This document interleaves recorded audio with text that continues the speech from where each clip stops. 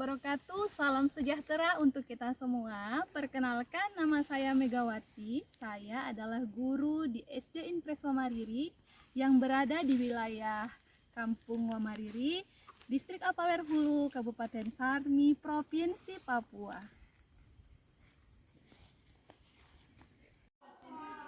Dalam kesempatan ini, saya akan membagikan kegiatan-kegiatan sehari-hari saya sebagai seorang guru yang mengajar di daerah pedalaman, baik dalam jam sekolah maupun di luar jam pelajaran sekolah. Selamat menyaksikan.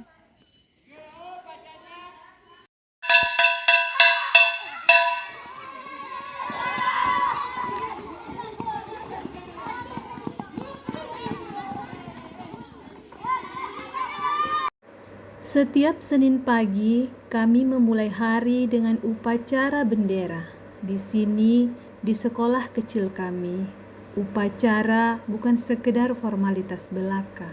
Upacara adalah momen di mana semangat nasionalisme kami tetap hidup, meskipun dengan seragam yang sudah kusam, bahkan kaki tanpa alas. Setiap pagi sebelum pembelajaran dimulai, apel rutin dilaksanakan. Bukan sekedar pembentukan disiplin, tetapi juga momen di mana guru-guru menyampaikan semangat dan harapan untuk hari yang baru. Bukan semua main. Mereka Bapa kami yang di surga. Dikuduskanlah namamu, datanglah kerajaanmu, jadilah kehendakmu, di bumi seperti di surga. Oto Geswe, hadir. Payuna, hadir. Samsudi, hadir. Happy, hadir. Usker, hadir. Semua hadir? Ya. Ada yang sakit kah? Tidak.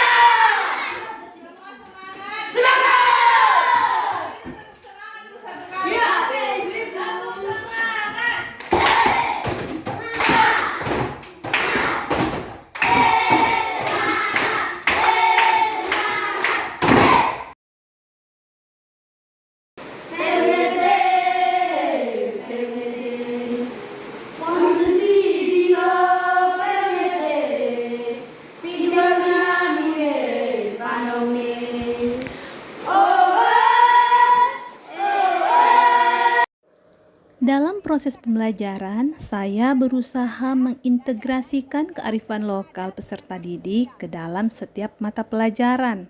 Hal ini dilakukan agar para peserta didik mudah memahami tentang konsep-konsep yang saya ajarkan, dengan menghubungkannya langsung ke dalam kehidupan sehari-hari mereka. Dengan cara ini, anak-anak tidak hanya belajar teori, tetapi juga melihat langsung bagaimana ilmu yang mereka pelajari diterapkan dalam kehidupan sehari-hari mereka.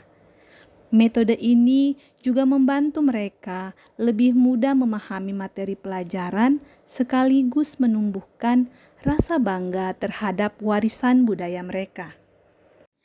Memberikan bimbingan langsung kepada murid yang mengalami kendala juga saya lakukan. Setiap anak tentu memiliki cara belajar dan tantangannya masing-masing. Dan tugas saya adalah berupaya agar tidak ada anak-anak yang terabaikan. Ketika mereka mengalami kesulitan dalam memahami pelajaran, saya memberikan pendampingan lebih intensif, menyesuaikan metode pelajaran dengan kebutuhan mereka. Berawal dari keresahan saya terhadap keberlanjutan pendidikan murid yang telah lulus, terkadang impian harus pupus sebab tak ada biaya untuk membeli perlengkapan sekolah baru. Gerakan Ayo Menabung adalah program yang sudah berlangsung sekitar 3 tahun ini. Uang yang mereka simpan dapat diambil ketika mereka lulus. Dampak positif sudah sebagian orang tua rasakan, sehingga hal itu memicu kesadaran pada diri anak, bahkan orang tua lainnya sendiri yang langsung datang untuk membawa uang tabungan anak-anak mereka jika nominal itu dianggap cukup besar. Sebagai seorang guru dan juga relawan di TBM Garden Literasi of Sarmi yang saya dirikan bersama rekan, saya hadir untuk mendampingi dan membimbing para peserta didik yang datang dengan penuh semangat. Setiap sore, mereka hadir bukan hanya untuk membaca buku, tetapi juga untuk mengembangkan kemampuan mereka. Di sini, anak-anak yang belum lancar membaca menemukan ruang yang nyaman untuk belajar dan bertumbuh. Menceritakan kembali isi bacaan adalah cara saya untuk mengukur sejauh mana pemahaman peserta didik terhadap isi bacaan. Meskipun disampaikan dengan bahasa yang sederhana, aktivitas ini juga mampu membantu meningkatkan rasa percaya diri peserta didik.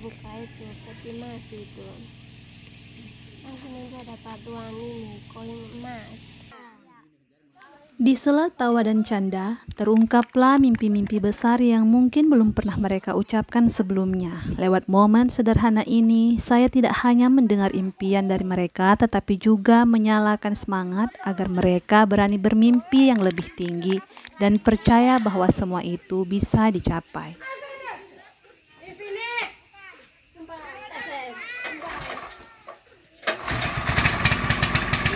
Dalam upaya menyiapkan anak-anak kelas 5 menghadapi ujian ANBK, pembelajaran menggunakan Chromebook dilaksanakan setiap 1-2 kali dalam sepekan. Hal ini dikarenakan jumlah bahan bakar yang terbatas dan juga akses internet yang kurang stabil.